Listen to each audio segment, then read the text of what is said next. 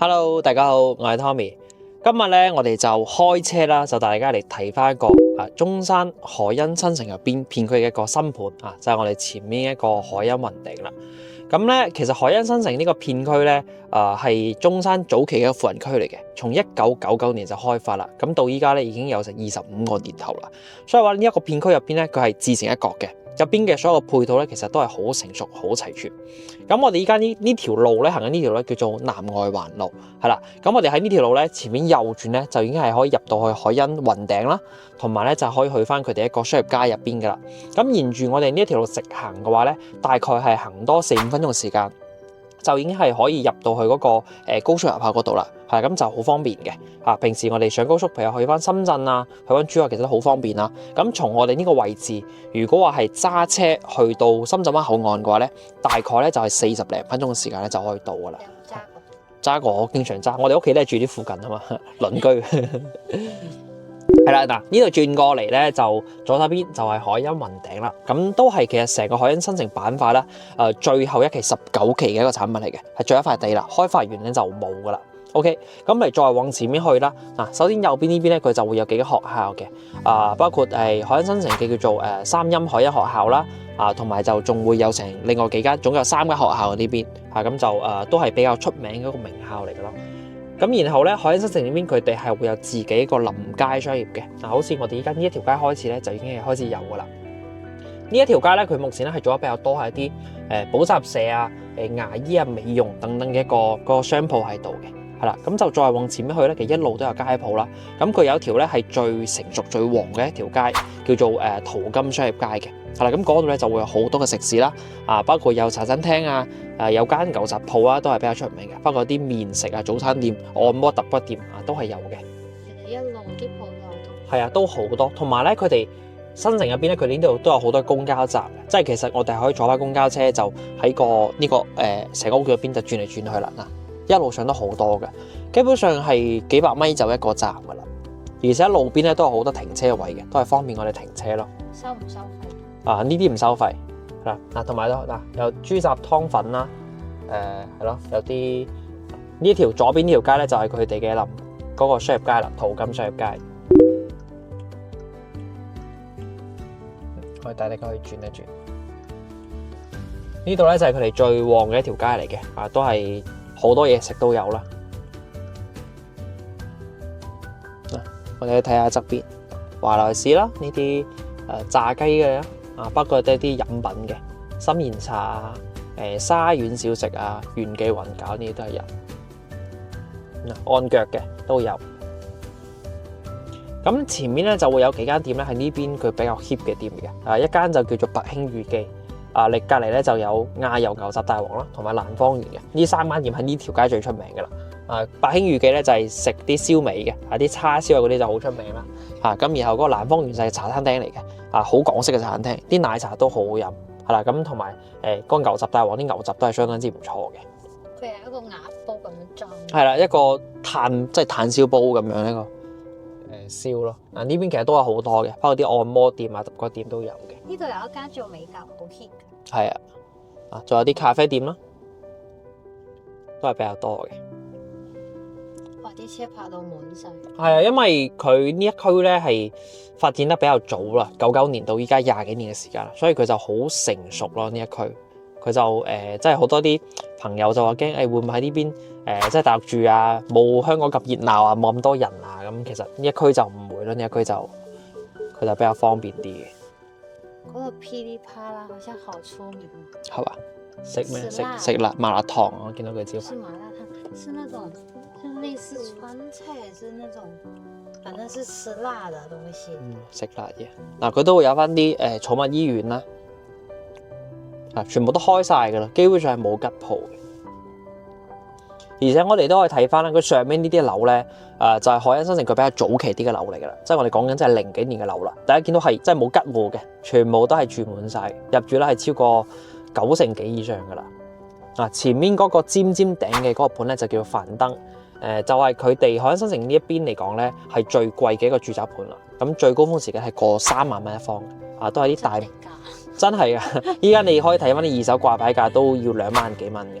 好誇張喎，3萬幾。係因為佢個密度比較低，同埋咧佢大面積，而家望到中間嘅湖景咯。我哋而家開車再兜大家去兜一兜佢哋嘅中心湖景。咦，同埋嗰個坐巴士去香港嘅嗰一個站點？係啦，佢哋呢度咧就都係會有嗰個直通巴士站嘅。咁咧就係可以即係直接坐直通巴士咧就翻香港啦，嗰個粵港直通巴。咁我哋喺直接喺手機度落單啦，同埋咧即係譬如話我哋去嗰個站啊，佢都係個公交站嚟嘅。譬如話我哋唔識去，可以坐公交車或者開個電動車去都得嘅。啊，好多啲咁嘅公交站。右邊呢一條街咧就係嗰啲銀行，包括一個政府機構嘅一個單位啦，喺度啦，香山書房係啦。仲有啲社區診所都有，呢邊就好多銀行咯，平安銀行，然後前面仲有建行啊，呢啲都有。即係呢邊嚟講咧，你係唔驚冇人氣嘅，你點兜都有人氣嘅。同埋咧，佢哋呢邊咧就仲會有翻個高爾夫球場嘅，叫做長江高爾夫球場，都喺度好多年嘅時間啦。咁其實好多啲譬如喺附近中意打 golf 嘅啲朋友仔咧，咁其實都係經常會嚟翻呢邊打嘅，都係一個好大嘅場啊，有正式嘅大場啦，同埋佢都有翻啲揮桿嘅練習場都會有嘅。啊，呢邊有華潤，有建行。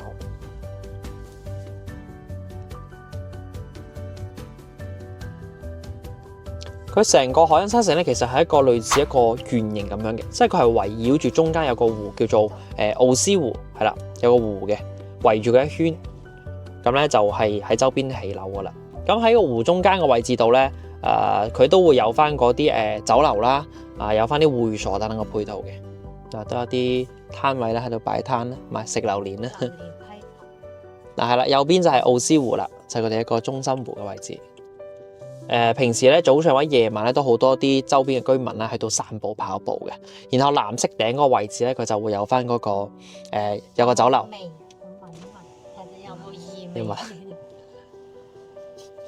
冇味㗎，好乾淨嘅。你次次嚟親都係關住窗喺入邊吹冷氣。然後咧喺我哋左手邊嘅位置咧，左邊有個公交站嘅，嗰個位置咧就係上直通巴士嘅點啦。係啦，咁大家如果即係到時住喺呢度，其實行過嚟又得，或者坐公交車坐嚟都冇問題。佢有啲環線巴士嘅。啊，呢度就大酒樓啦，佢都係比較老字號嘅一間。喺個右邊入門。嗱，包括前面咧，我哋可以睇到有個牌啦，佢入邊就仲會有翻街市啦，海欣市場啊。嗱，有個牌啊嘛，係咪右轉海欣市場？係啦，而且咧，我哋右邊咧就仲有一個水療會嘅，叫做御水泉水療會。咁平時按摩揼骨啊，呢度都有。係啦，嗱，嚟到呢邊咧就又會有好多街鋪啦，同埋前面呢度咧就仲會有翻個1+1嘅連鎖超市嘅。佢就類似於譬如香港嘅百佳咁樣咯。佢比較大型嘅，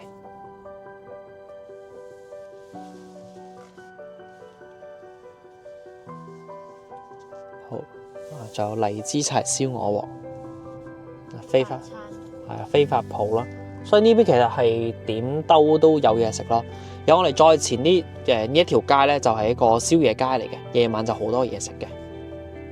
前面就海欣雲頂啦，就兜咗圈翻嚟啦，係啦。我哋其實轉咗一圈咧，大家會發覺其實真係唔會冇人嘅，呢邊啲人氣都好充足嘅。我哋依家右邊嘅呢一條街咧，就係一條宵夜街嚟嘅，前面就開始有好多啲宵夜檔啦。呢邊就係啲設計公司啦。從呢度開始就會有翻啲茶餐廳啊，又會有啲夜晚嘅啲食府啊、燒烤檔等都有，有啲簡餐啦，大排檔啦。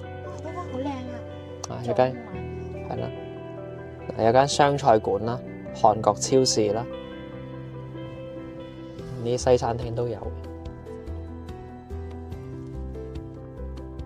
嗱，咁我哋依家咧又翻到嚟呢個學校呢度啦，咁前面咧就係海欣雲頂啦，係啦。呢度都有巴士站。係都有嘅，即係落樓其實就有巴士坐噶啦。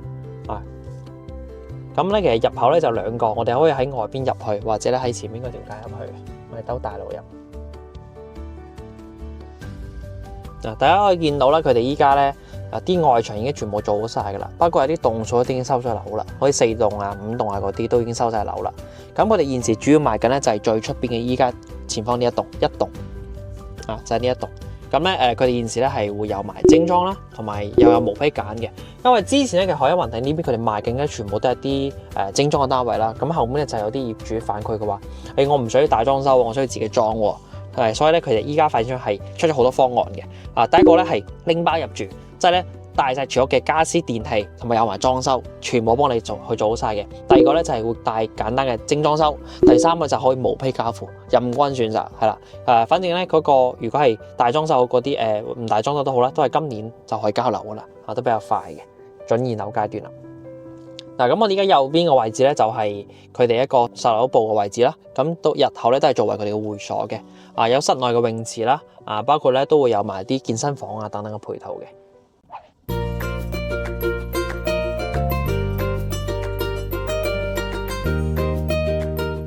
好，咁我哋而家咧就到咗海欣雲頂呢度啦。咁呢度咧就係佢哋一個小區嘅正大門啦。大家都見到非常之大氣啦，好高嘅樓底啦，包括中間咧都會有個好靚嘅水景嘅，係啦。咁入邊嘅呢個位置咧，現時咧就係作為佢哋一個售樓中心嘅位置啦。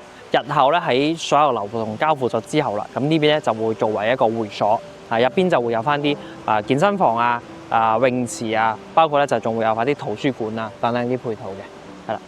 係室內外泳池啦，兩個都有。好，咁我哋可以入嚟睇睇啦。佢現時呢邊咧就全部係作為佢哋一個售樓中心嘅位置啦。喺我哋嘅前方咧就係佢哋嘅一個沙盤啦。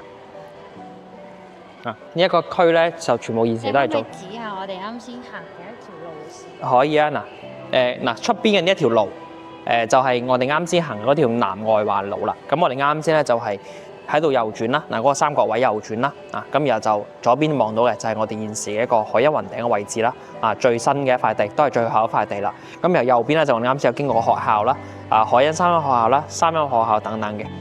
咁你一路往前去咧，就啱先見到好多街鋪啦。咁去到前面一個牌嘅，寫住有叫淘金商業街。咁嗰邊咧就係好多嘅一個配套噶啦，係啦。咁我哋就再往右啦，轉咗一圈啦，就經過呢個奧斯湖。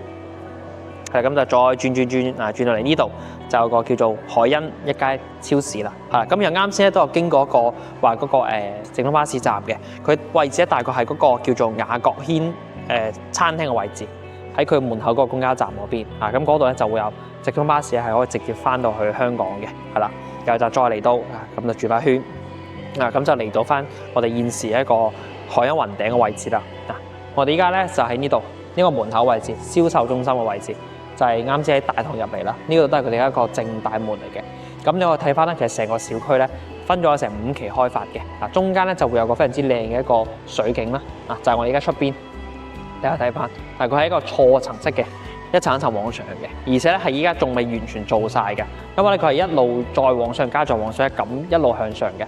咁去到最後面咧個山頭嘅位置咧，係會做翻一個叫做山體公園嘅。即係我哋到時候係可以喺屋苑度咧，就沿住個山咧係可以有個登山徑散步嘅，係啦。咁又另外嗰邊咧就仲會有翻個室內嘅泳池啦。咁我哋而家就一齊入去睇睇。佢成個裝修咧，其實都係比較新穎一啲嘅，比較靚仔啲嘅。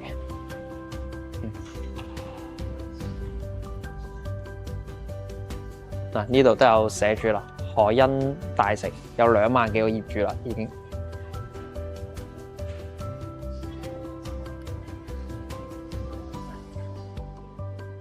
應該係清潔緊，係啊，啲清潔人員都經常清潔。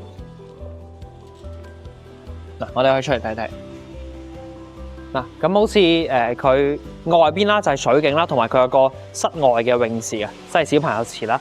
然後咧喺入邊呢度咧就會有個室內嘅泳池，室內恒溫泳池嚟嘅，都係標準嘅泳道可以游水啦。同埋入邊咧都有嗰個更衣室、更衣區嘅，係啦。咁就再轉過嚟呢度就會有個吧台啦，平時可以飲杯啡啊、飲杯嘢都冇問題。我哋啱先入嚟好多地方坐個區域咧，就係日後嘅一個健身區啦。好，咁我哋而家咧就上去佢哋嘅1樓睇睇。我哋如果到時候咧翻到嚟咧，我哋想譬如話舒服慢慢行咧，咁可以行翻呢條道啊，呢條軌道快捷通道咁上去啦。咁當然大家如果唔想行嘅話咧，可以直接開車入到地庫，坐電梯上去啦。亦或是咧啱先喺嗰個會所入邊啦，佢都會有個電梯，可以直接坐電梯上到去嗰個1樓嘅位置嘅。咁就可以帶大家嚟感受下佢哋嘅園林啦。因為園林咧依家都做好咗一部分㗎啦，係啦。咁都有啲業主已經收咗樓啦。嗱，有個台階上去嘅。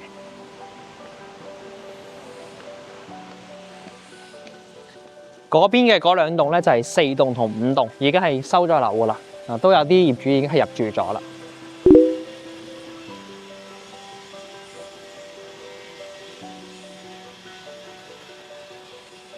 右邊呢邊咧就係2棟同3棟，就係準備交樓嘅。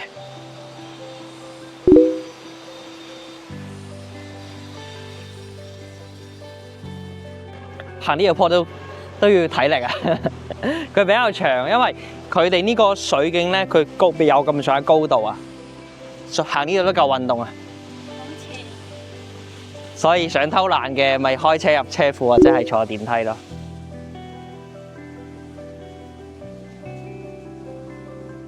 係啦，嗱，依家咧就上到嚟，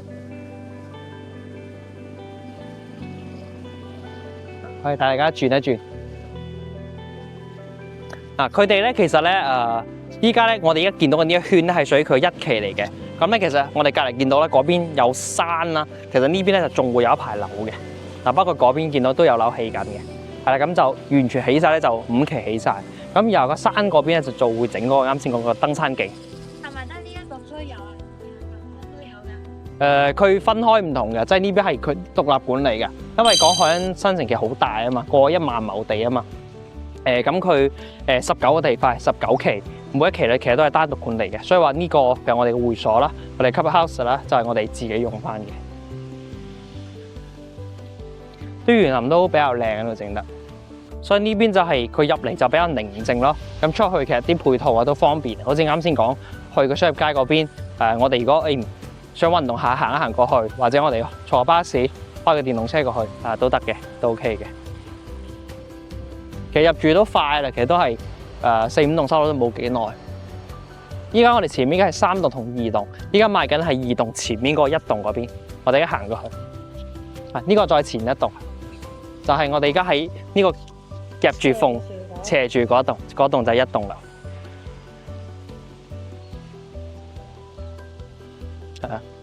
今日都好多人嚟呢度睇樓。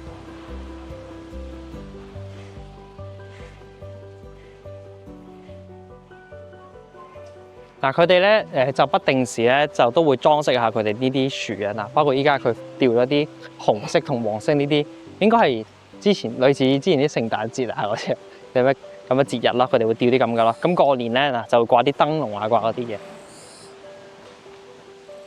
即係入到嚟成個屋苑咧都係比較有氛圍感嘅，比較舒服嘅。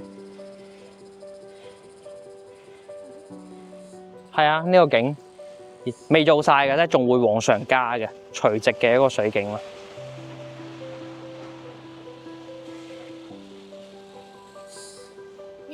因話依家海欣咧嗰啲實價好抵好抵喎。係啊，依家咧佢哋係主要集中賣咧係1棟嗰度嘅。咁啱先都講啦，佢哋而家其實嘅選擇好多。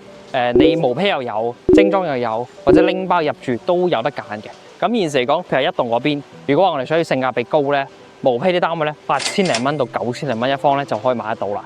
如果話我哋想大裝修嘅話咧，大概就1萬零幾到1萬1左右一方，就都可以買得到啦。拎包入住嘅。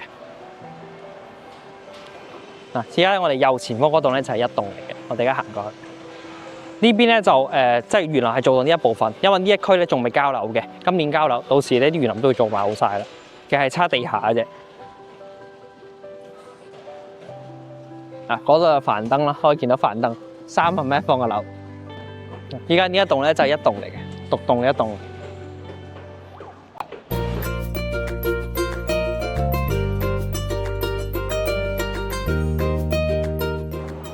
好啦，我哋而家咧就上到嚟1棟嘅13樓嘅位置啦。咁1棟嘅話咧，總共咧係有39層高嘅，有3部電梯、3梯5伙嘅一個設計啦。咁喺我哋右手邊嘅嗰2戶咧就係119平方嘅3房戶型嚟嘅，係啦。咁就再嚟到呢邊，呢邊兩戶咧就係105平方，同樣都係做咗3房戶型啦。咁喺後面咧就仲有一戶獨戶嘅，係嗰個130平方嘅單位。好，咁我哋睇咗呢個105方單位先。咁咧依間呢一間示範單位咧，就係我哋開頭講嘅，佢有送住屋嘅家私電器咧。咁呢個就係個示範區啦，即係佢哋而家放嘅嘢就都係有嘅。我哋去睇翻啦。嗱，首先咧入門位右手邊就係佢哋嘅廚房位置啦。一個 L 型嘅廚房啦。其實佢呢個戶型咧同之前嘅2棟102就差唔多嘅，係啦。有熱水器啦，同埋咧會有呢個雪櫃啦。佢個 size 唔係好啱咯。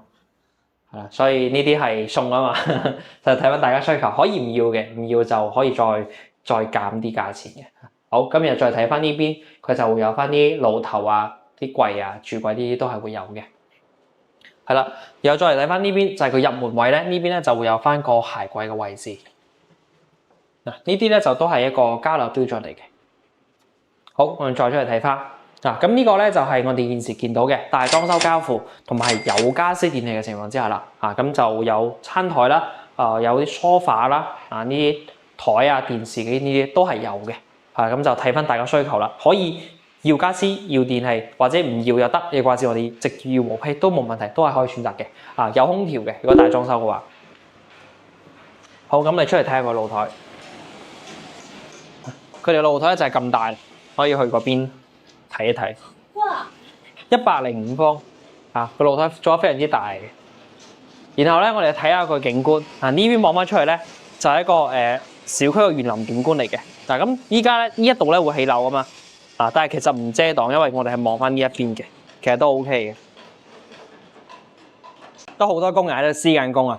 因為之前咧有啲客戶會擔心，可以嗌佢落啲嘢，聽聞咧會知咁有問題喎。咁我哋可以現場睇啦，嗱，真係好多人喺度做緊，好多人喺度做緊嘢嘅，同埋咧都聽到好多樓棟上面咧係正在施緊工嘅，有好多啲施工嘅聲音嘅。邊度？大眼仔。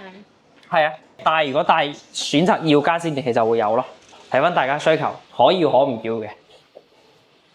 好，咁啊再嚟睇翻佢房間先，3房2衛，係啦。咁就第一間房咧係會連通埋嗰個露台嘅，即係呢個係多數做翻長者房啦。咁我哋一見到嘅就都係交標嚟㗎啦。床啦、床頭櫃啦，包括呢度有個到頂嘅衣櫃。大家睇呢個衣櫃係做到頂嘅，都比較大，好大。哇！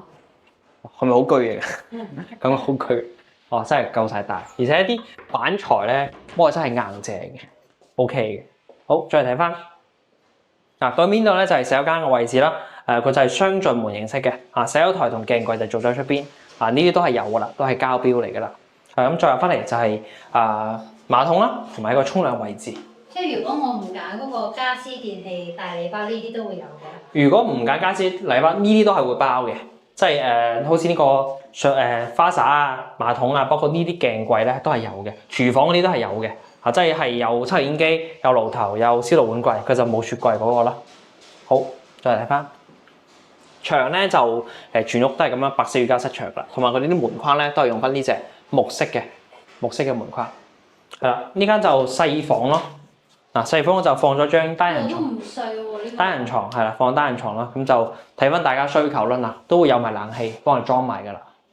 咁其實空間都 OK 嘅。紅色嘅係乜嘢？呢個咧係一個報警器嚟嘅，因為咧一棟咧佢係39層高，超過咗100米咧，咁咧政府就會要求每個單位咧就會有呢啲煙霧報警器，佢唔會噴水嘅，但係咧即係如果萬一有火燭嘅時候，佢會響。可唔可以揾嘢冚住佢？最好唔好咯，因為呢啲如果真係查嘅話就會有消防問題，因為佢就唔噴水，其實佢都係警，平時冇事嘅，就係有事嗰時先會響啫嘛。食煙啊？食煙唔會，佢哋係啲濃煙咧嗰啲先會咯。好，咁再入嚟咧。呢邊咧佢就係主人房啦，佢會有洗手間嘅，咁洗手間呢啲咧就都係交標嚟嘅，所有都有，即係無論係話我哋揀有家私定冇家私都好啦，都係咁做過俾我哋噶啦。上面咧都會有翻個叫做浴霸啦，我哋叫做或者叫浴室寶都得，即係佢有吹風啊或者係暖風嘅一個或者換氣等嘅功能嘅。咁呢邊就係主人房。主人房嘅話咧就都係有床啦。有床頭櫃啦，同埋有埋呢個衣櫃，同樣都係做到頂嘅，都可以睇下個空間，都係好大，比較舒服嘅。然後咧，再嚟到呢邊就係佢哋嘅窗啦，窗頭位置。交樓時如果係話精裝咧，就會幫我哋打埋㗎啦，全部咁做晒嘅。毛坯就會有飄窗位置，我哋可以自己揾公司去打啦。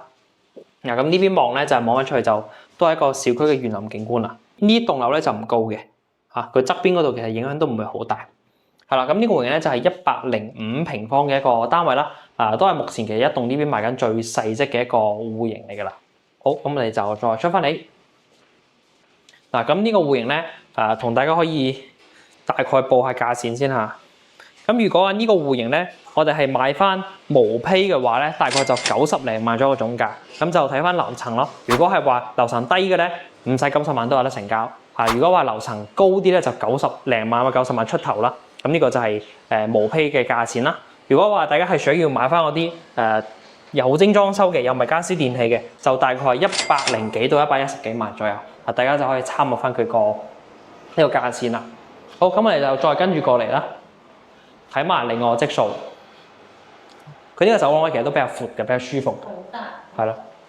呢戶咧就係119方。呢度咧係精裝修嘅交樓標準，即係我哋如果選擇係冇家私電器嘅，就係咁樣交樓嘅119。咁呢個咧就係毛坯啦。毛坯其實都差唔多嚇，大家如果有睇過其他地方，其實都大概都上緊度。我哋睇下呢個戶型119，佢個整體格局咧其實同啱先嘅105差唔多，就放大咗都係入門位隔離咧就係個廚房位置。呢個咧就係佢冇大家私電器嘅情況之下，但係呢啲都係會有嘅。方太嘅3件套，包括呢個星盤。呢個星盤 OK。雙星盤嚟嘅，係佢比較深落去，係咁比較深落去。雙星盤。好，其實咧可以睇翻其原本呢啲雪櫃位置其實好闊嘅。啱先咧其實嗰個雪櫃放得有啲迷你 size。如果我哋唔帶家私電器嘅情況之下咧，咁其實呢度買翻個大嘅雙門或者4門雪櫃咧，都係夠晒位擺嘅，最大 size 都 OK 嘅。係啦，咁再睇翻個廳，呢個廳咧就更加之大、更加之闊咯。同埋嚟講咧，就係佢哋呢個戶型咧會多咗個位置，多咗生活露台。119咧多個生活露台嘅，喺呢度出嚟。即係平時咧洗衫晾衫咧可以喺呢度咯。洗衣機，咁到時呢度我係乾衣機，我哋呢度到時候都可以加一個燙窗嘅，即係就唔使話。做翻個房，跟住放啲貓。雜物間或係啲貓間咧，係俾佢哋喺度跳下跑下都 OK 嘅。同埋咧呢個鞋櫃，都係膠標嚟嘅鞋櫃同埋啲燈掣，包括呢個安保呢個 mon 啦。咁譬如話有朋友嚟，我哋開門就喺度開門，或者係有咩事呼叫物業咧都可以喺度撳嘅，或者係話叫電梯都得。好，咁係再睇翻呢邊。咁呢邊咧就係望翻外景嘅啦。其實個景咧會間接開揚一啲嘅。呢個119。呢個係望翻呢一邊嘅啦。過去嗰邊咧就係啱先嗰棟樓啦。咁我哋現時咧喺13樓高度，大家可以睇下佢嘅景觀。如果係話我哋買得更加高啲嘅話咧，其實望翻出係更加之開揚啲嘅，係啦。咁同埋咧，佢哋右邊呢度位置咧就係啱先我哋有開車嘅南桂環綠色嘅巴士，粵港直通巴就係翻香港嗰架啦。咁其實大家喺度都聽得到聲嘅，其實都唔會太嘈。就係而家施工聲啫。係啦，咁就其實都 OK 嘅，而且呢邊咧嘅朝向咧係朝緊南向，咁咧佢個即係入到嚟嘅感覺會更加之舒服一啲咯。好，再嚟，咁呢邊就係佢洗手間啦，呢啲都係交樓標準嚟㗎啦，已經係幫我哋做好晒㗎啦。我同你講，咁樣擺，即係廁所佢咁樣擺咧，仲有個優勢。即係你唔知你有冇發現啦？我哋依家住嗰個咧，可能佢嗰條管落水道近住間房咧，成日叭叭聲咁。有聲啊！咁佢呢啲咧就係咁。佢隔開咗咯。我喺呢度，同埋呢間嘅嗰個主人房嘅套廁喺呢邊，房咧全部喺呢一邊。歸埋一邊咯，佢就唔會譬如兩間房夾住有個廁所會有聲咯。呢個戶型好正。係啦，咁就睇下房間啦。呢個都係交樓標準嚟㗎啦，都會有空調嘅，幫我哋做埋晒㗎啦。美的嘅空調就連埋出去露台啦。呢間房，另外就客房第2間。大裝修嘅情況之下，都係幫我哋去剝晒標窗啦。咁呢一間咧，因為佢細啲，所以咧景咧就冇太多景嘅，所以睇翻大家需求啦，可以做書房或者係做個衣帽間，其實都 OK 嘅。咁最後就係主人房啦。主人房咧，佢洗手間喺度，嗱，佢呢個位咧，佢都離床個位置係有一段距離嘅，所以佢就冇咁啲噪音冇咁大咯。即係呢個套廁喺呢邊，跟住咧嗰個即係都係靠喺呢一邊嘅，都係歸埋喺呢一度咁。係啦。好，我哋再睇下佢房間。個房間空間咧就真係夠大啦，119方，而且係冇咩凹凸位，冇咩柱位嘅。好通透啊！嗱，好舒服嗱，咁大，而且咧啲窗都夠晒大，望翻出去都好 OK 嘅。特別係我哋如果再高翻啲嘅話咧，望翻出去就更加之開揚一啲。咁樣已經好舒服啦！呢個樓層13樓，中間樓層13樓，企喺未中間，因為佢39層高啊，中間樓層應該20樓再寫中間層，呢個係叫中低層，中低層。13樓仲算低層啊？係因為佢39層高啊嘛，所以你中間你除一半咪20樓先係中間咯，呢個係中低層。好，咁同大家報埋價錢先。嗱，呢一套咧係119平方嘅單位嚟嘅。咁如果話大家係想選擇翻無坯單位嘅話咧，咁大概就係喺100幾萬左右啊。如果話大家係選擇翻大裝修嘅，或者係有家私電器咧，咁總價大概會係120幾萬。咁大家就可以參考翻個總價啦。同樣咧，我哋都係可以做 mortgage 啦，按揭上會嘅。咁就中山首套係15%，咁利息咧係3.0利息嘅，最長係供翻30年，供到74歲。咁大家就跟住翻自己情況去選翻啦。而且佢呢度真係話無坯精裝再加家私電器都有得揀，任君選擇。係，所以咧就滿足咗大部分客戶需求啦。因為有啲客戶之前佢哋大裝修嘅喺度啊，我需要拎包入住；有啲客戶我需要自己裝，我唔中意嗰啲裝修。所以依家咧就都係有嘅，即係反正價錢喺度啊。譬如話你要裝修就係咁嘅價，你唔要就平啲再減，即係會按照呢個減落去咯。所以我覺得其實都係好嘅，俾多啲選擇大家去選擇。咁然後咧就再講翻就係海欣新城呢邊啦，因為佢都係屬於叫做中山嘅最早期嘅富人區啦，99年開發，到依家就25年時間啦。所以啱先其實我哋開車都兜咗個配套咧係好完善嘅，有學校啦，有社區醫院啦，啊同埋咧都會有埋嗰個商業街等等都係有嘅，係啦。咁包括嚟講咧就係呢邊其實整體環境都舒適啦，而且佢係雅居樂呢個發展商嘅，牌照比較大，香港朋友應該都聽得比較多。以及咧就係佢都會有埋直通巴士啦，即係我哋喺嗰度坐巴士就翻到香港，譬如話太子啊、荃灣啊等地方都係有嘅，所以話都係便利。即係好多人咧都會覺得點解你哋中介一直輸出翻佢呢度有學校，呢度有學校，咁香港人我又唔需要學校，咁你同我講呢啲冇用㗎？其實即係雖然話可能大家係對於你嚟講學校冇用，但係其實你有學校有啲咩好處咧？首先第一個，我哋有學校喺度，特別係啲好嘅學校咧，咁佢就會有個學校嘅效應喺度，即係話好多本地人咧，佢哋話我小學我讀書，我想要住啲校網靚嘅，咁咧佢哋會好多人就會嚟翻呢一邊去買樓去住啊嘛，所以咧呢一邊嘅嗰個樓嘅價值咧就會更加之高啦。包括我哋日後譬如真係想我哋唔住啦，我層樓我想賣想出租，我都係因為有咁嘅一個居住嘅人群喺度，咁我哋先會更加容易出租啊嘛。好似如果話我哋去翻啲好偏遠嘅地方，嗰度又冇學校，乜都冇嘅，咁佢咪冇啲固定人流喺度咯。所以話呢度其實對於我哋層樓係個加分點嚟，係保值點嘅。其實我哋而家可以再轉個鏡頭出去，大家可以望一眼望去，嗰啲樓嘅入住率係幾高，基本上係見唔到有一戶係空住嘅，9成幾以上噶啦，保守9成幾以上噶啦。所以呢度咧就係一個成熟嘅片區咯，而且佢自己除咗話有學校，啱先講仲有高爾夫球場啦，仲有會所啦，有個中心湖啦，咁其實都係有好多啲娛樂配套俾到我哋嘅，所以其實平時你嚟翻呢邊或者係話退休啊度假喎，咁我覺得其實呢個係適合嘅，係啱嘅，係啦，咁當然啦，佢海欣雲頂呢邊佢哋。即係講咗好多優勢啦，缺點就都係會有嘅，就係咧佢哋可能講，即係我哋話去翻個商業街啦，我哋可能要行多2步過去啦，因為佢一路過去嘅。但係咧食嘢嘅地方係會喺淘金商業街嗰邊比較多，咁步行過去時間大概10分鐘咯，或者我哋就門口坐巴士去都 OK，都方便嚇。同埋咧，如果我哋自己揸車返咧就更加之正啦，高速一落嚟就到啦，港珠過嚟又快，去深圳都快，其實都 OK 嘅。而且咧就係佢哋依家都係準現樓狀態啦，咁今年就交樓啦，無坯精裝拎包住都有得揀，而且單價從8000零蚊到11200就有得成交啦。好啦，咁我哋今期節目就到呢度。咁大家如果話都對呢個海欣雲頂呢個項目都感興趣啦，或者大家想了解更多關於呢個海欣新城片區嘅項目嘅話咧，咁都係連翻 Tom 呢邊，咁 Tom 咧都係大家嚟翻呢邊，我哋去實地考察嘅。好，咁我哋今日節目到呢度，下期節目再見，拜拜。